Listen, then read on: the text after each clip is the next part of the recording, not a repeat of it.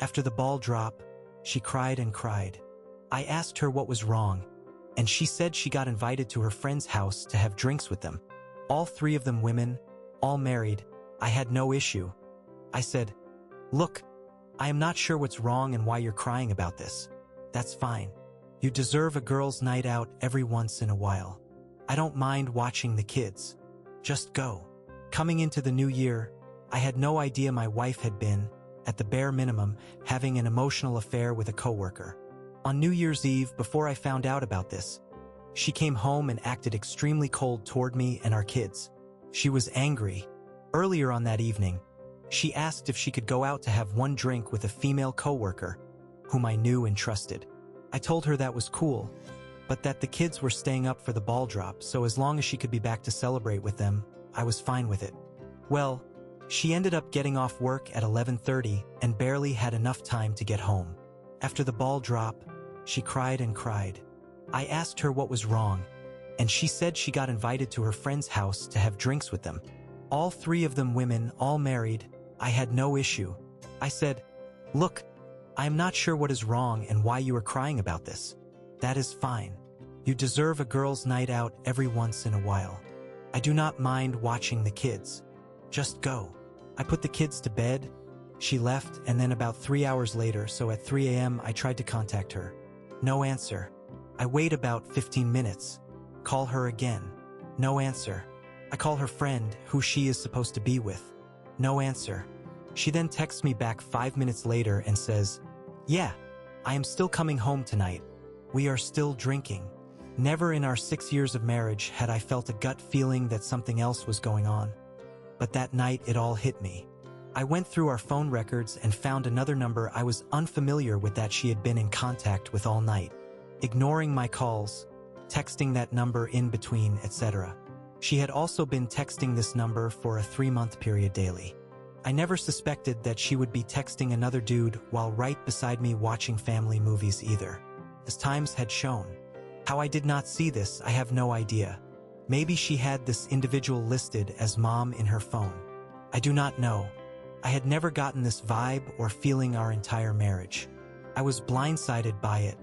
Anyway, I confront her about it through text with the proof like an idiot. She speeds home, deletes everything on her phone. No way of getting the backups restored. No way of ever knowing she did not meet up with this guy. Upon finding this out, I immediately told her I wanted a divorce. It was at this point she began getting violent with me, talking negatively about everything I had been doing to keep us financially stable. The 18-hour workdays that kept a roof over our heads. She told me that I needed to leave even though I pay rent and both our kids are asleep. I refused. We slept in separate rooms that night, and the next day she tried to act like nothing even happened, claiming that she remembered we had fought but could not remember what it was about. So, I show her the phone records even though I am positive she was just trying to pull some crap. She confesses who the individual was and says they flirted a lot but never met up. I told her if that was true, she would have no issues restoring the text messages she deleted, at which point it was confirmed she deleted everything and deleted her last backup. She also saved a backup after they were deleted the night everything went wrong. Since then, she has tried hard to convince me they never did anything and never saw each other aside from work. I keep finding bits and pieces of things that do not make sense. Chunks of texts deleted from her friends' messages around that time. Pictures on her Google Drive from that night, where she was with who she said she was, deleted from her phone for what reason? The most damning evidence I have is for a 2-hour period on New Year's Eve. They stopped texting each other, then randomly started texting again at around 3 a.m. when I started calling and got that feeling. My gut tells me she left her friend's place, went to his place and went back. Or, she went straight to his place from our place, then went to her friends when she found out I was calling them. There are revealing pictures of herself she never sent me also on her Google Drive taken on Snapchat. She has since given me all her attention. She initiates intimacy tenfold. The texting stopped. She shows me everything on her Snapchat and even downloads her data to show me she is not hitting other people up. I am seeing the side of her I have not seen since we were married all those years ago. But I cannot help but trust my gut in demanding a divorce. I feel like she has kept things from me. Not knowing for sure is killing me inside. My parents know all of this and keep pressuring me to work it out and not dwell. My brothers are saying to get a divorce. Am I wrong in getting a divorce? Keep in mind the dates. It has now been over 4 months since this occurred. I am positive she cut the individual completely out. But I still cannot get over the not 100% knowing, and my gut tells me she is still lying. Edit. If some of this is confusing, ask, and I will clarify. I will also give context where needed. Also, sorry for the way this was written. I am aware there is some jumping back and forth, etc. I am just scatterbrained right now. It is honestly getting to me more now than the night I found out. It just keeps building. I feel stupid. Edit 2. Also, forgot to add this, the individual in question is an employee she manages. As in, she is his direct supervisor. I have heard there are greater legal consequences for this, but I have no idea. For clarification, the individual in question is actually morbidly obese. I am by no means fit, but I am not fat either. Went back and looked at the timestamps for the pictures that were deleted of her and her friends that night. On Google Drive, before that 2-hour period of no texting, during and after, there were several pictures taken with verified timestamps on them. As in, they cannot be changed on Google Drive. Whether or not she has a friend that is tech-savvy and was able to do that within the 10 minutes it took her to get home upon confronting, I do not know. Is this possible? It is also worth adding I come from a family that has thoroughly convinced one of my cousins that she needs to stay in her marriage even when her husband became solely reliant on her, got addicted to coke, is still addicted to coke, and physically abused her. All because, by golly, no one in this family has ever gotten a divorce. So essentially doing so, I would get disowned by my parents, my sister, all my cousins, all my aunts, all my uncles, but would still have the support of my 2 brothers. Update 1. Currently on morning break at work. Been reading through the comments. I have off tomorrow all day, so I will be heavily weighing my options when I get some time to myself tomorrow. May not update tomorrow, but I will update you all when I can. Thank you for all the input, positive and negative.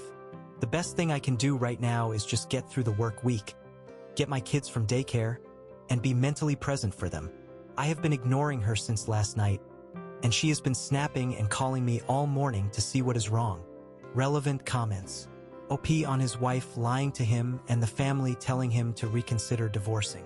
OP, I will be honest with you. The 2 main reasons I have tried to tough it out are 1, the kids. Even though she pretty much said, forget all of us on New Year's Eve. And 2, for some reason, my parents have really been pressuring me to stay. It is messing with me, and I do not know why. They keep reminding me that no one in this family has ever gotten a divorce. Blah blah blah, they said I will most likely never end up seeing my children again, even though in my state if a spouse is found to have cheated, this essentially gives up their rights to children if a divorce is filed.